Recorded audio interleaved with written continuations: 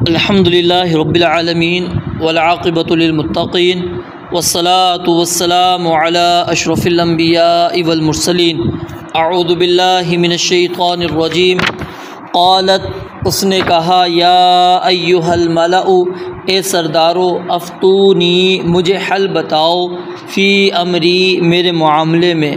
ما کنت قاطعۃ امرا، میں کبھی کسی معاملے کا فیصلہ کرنے والی نہیں، حتی تشہدون، یہاں تک کہ تم میرے پاس موجود ہو۔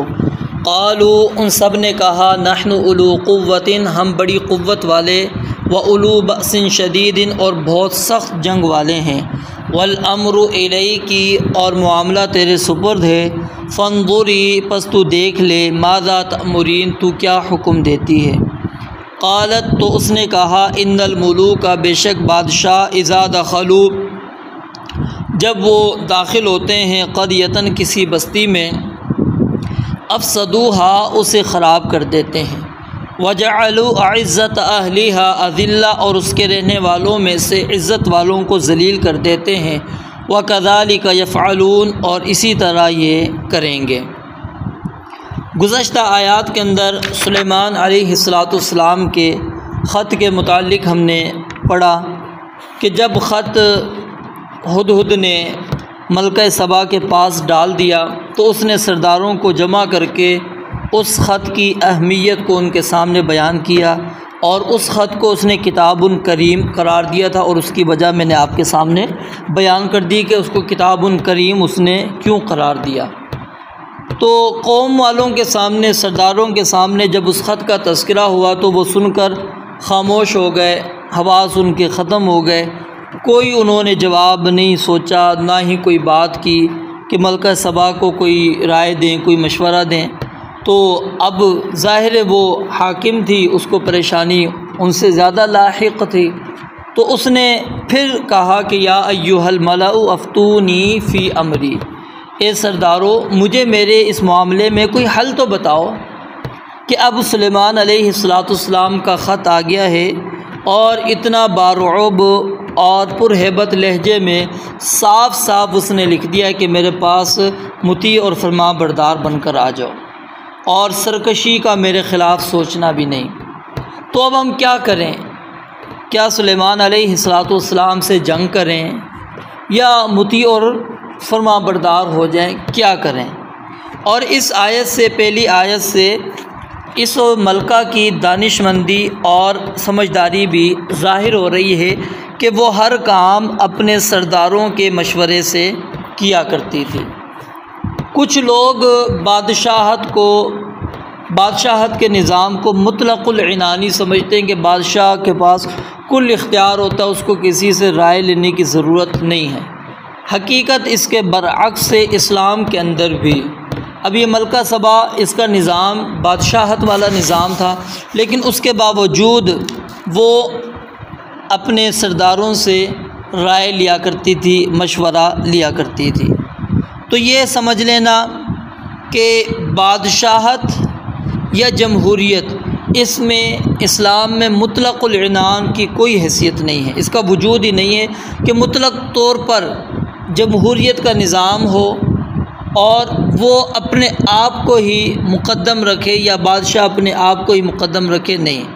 خلیفہ ہو یا بادشاہ ہو، وہ اللہ تعالیٰ کے احکام کو جو قرآن و حدیث میں ہے، چاہے کوئی چاہے یا نہ چاہے، ہر حال میں نافذ کرنے کا پابند ہے،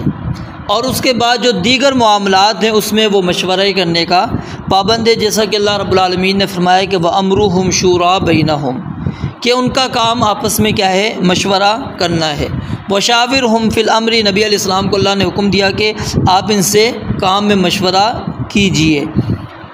اور یہ رائے لینا، مشورہ لینا ہر ایک سے نہیں ہوتا ضروری، اور نہ ہی اکثریت کی رائے کا وہ پابند ہوتا ہے، بلکہ وہ رائے ان سے لے گا جو اس کے اہل ہوں گے،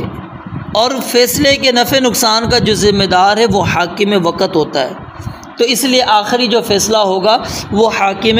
وقت کا ہوگا۔ تو بعض اوقات کیا ہوتا ہے، جو اقلیت کی رائے ہوتی ہے اس کے مطابق بھی حاکم فیصلہ کر سکتا ہے، جیسا کہ نبی علیہ السلام نے سیدنا ابو بکر اور سیدنا عمر فاروق رضی اللہ تعالی عنہما سے فرمایا تھا لو انکما تتفقان علی امر واحد ما عصیتکما فی مشورۃ ابدا، اگر تم دونوں کسی بات پر متفق ہو جاؤ تو میں اس معاملے میں تمہاری کبھی بھی مخالفت نہیں کروں گا۔ اور اسی طرح اس واقعے کے اندر ہم دیکھتے ہیں سبا کی جو ملکہ ہے اس نے سرداروں کی مجلس میں جب مشورہ کیا تو سرداروں نے کیا کہا، والامر الیک، ہم اپنی رائے تو دے رہے ہیں لیکن آخری فیصلہ تمہارا ہے، جو تم کرنا چاہو، تم جو حکم دو گی ہم وہ یہ کام کریں گے۔ تو نظام حکومت چاہے بادشاہت ہے، چاہے خلافت ہے، چاہے جمہوریت ہے، یہ مشورے کے بغیر کامیاب نہیں ہو سکتی۔ تو مطلق طور پر بادشاہت کو مطلق العنانی یا جمہوریت کو مشورہ قرار دینا یہ سراسر کیا ہے، غلط ہے۔ جو ایک عادل حکمران ہوتا ہے اس کے کا معاملہ اس طرح چلتا ہے نظام حکومت میں کہ وہ ہر کام مشورے سے کرتا ہے، اور کبھی کبھی ہمیں ایسا بھی نظر آتا ہے جو جمہوریت کو ہم مشورہ قرار دیتے ہیں کہ جی اس میں رائے کا احترام کیا جاتا ہے، کبھی کبھی ہمیں یہ نظر آتا ہے کہ یہ بدترین مطلق العنان آمر بھی ہو سکتا ہے، جو پارلیمنٹ کے ارکان کو ان کی خواہشوں اور کمزوریوں کی وجہ سے داغدار بنا کر اپنی مرضی کے تابع بنا کر مجبور رکھنے والا بھی کبھی کبھی حکمران آ جاتا ہے۔ اور جمہوری جو ہمارے حکمران ہیں، اگر ہم دنیا کے اندر سربراہوں کا حال دیکھیں تو ہمیں یہی نظر آتا ہے۔ جمہوریت کے اندر عوام کی رائے کو ایک اہمیت دی جاتی ہے اور کہا جاتا ہے کہ جی ہم عوام کے نمائندے ہیں،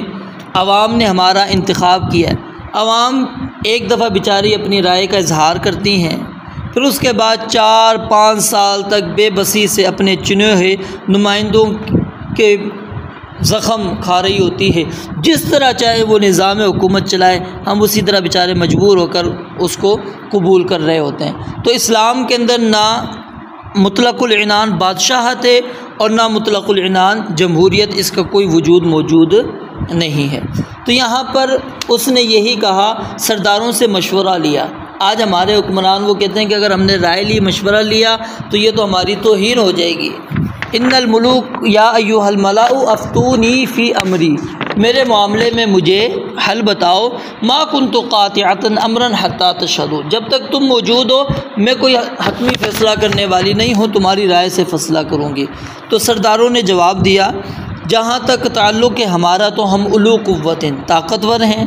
اور وَأُولُو بَأْسٍ شَدِيدٍ، سخت جنگ والے ہیں، یعنی اسلحہ ہمارے پاس موجود ہے، فوج ہمارے پاس موجود ہے، تیاری ہر لحاظ سے ہماری موجود ہے۔ اگر ہم چاہتے ہیں جہاد و قتال کرنا، لڑائی کرنا، تو ہم تیار ہیں۔ وَالْأَمْرُ إِلَيْكَ، لیکن اصل آخری فیصلہ تمہارا ہوگا، تم کیا رائے دیتی ہو۔ فَانْظُرِي مَاذَا تَأْمُرِينَ، تو غور کرو تم ہمیں کیا مشورہ دو گی۔ اب ملکہ کی سمجھداری کو دیکھیے کہ اس نے سرداروں کی بات کو نہیں مانا، کیونکہ وہ سلیمان علیہ السلام کے متعلق ان سے زیادہ علم رکھتی تھی۔ اگرچہ سرداروں نے جنگ کے حق میں رائے دی تھی،